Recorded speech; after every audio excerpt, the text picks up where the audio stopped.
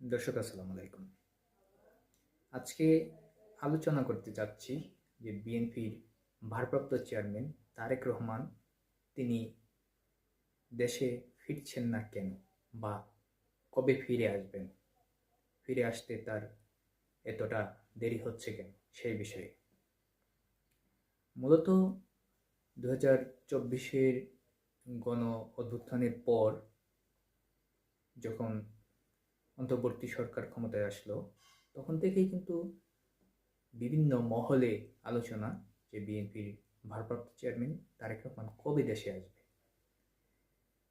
এরপর বিএনপির পক্ষ থেকে বলা হলো যে তার বিরুদ্ধে যে রাজনৈতিক মামলাগুলো আছে সেগুলো প্রত্যাহার হলে তিনি দেশে চলে আসবেন। একে একে বেশ কয়েকটি মামলা প্রত্যাহার হলো, এরপরও তিনি আসছেন না।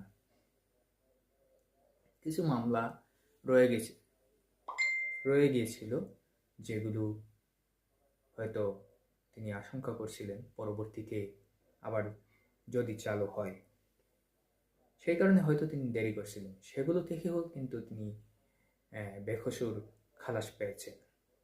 আর তাহলে এখন আসছেন না কেন? এখন না আসার কারণ হলো তার নিরাপত্তার নিশ্চয়তা।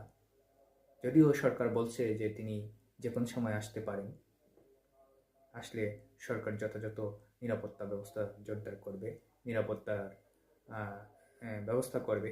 তারপর তিনি আসছেন না।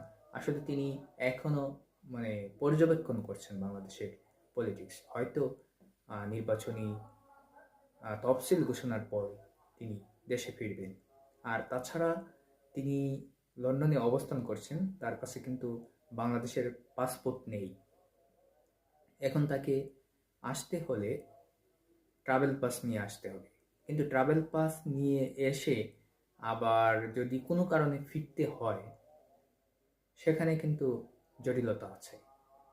এই কারণে হয়তো তিনি এখনই আসছেন না, এবং তার আশা নিয়ে তিনি বাংলাদেশে এসে অবস্থান নিয়ে তিনি ভাবছেন, পরিস্থিতি পর্যবেক্ষণ করছেন।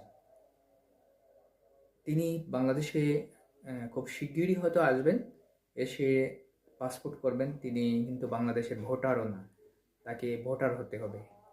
তিনি এবার নির্বাচন করবেন। আর অনেকেই ভাবছেন যে তারেক রহমান আগামী রাষ্ট্রনায়ক। যদি সব কিছু ঠিক থাকে, তিনি বিএনপি সরকার গঠন করে, তাহলে তিনি প্রধানমন্ত্রী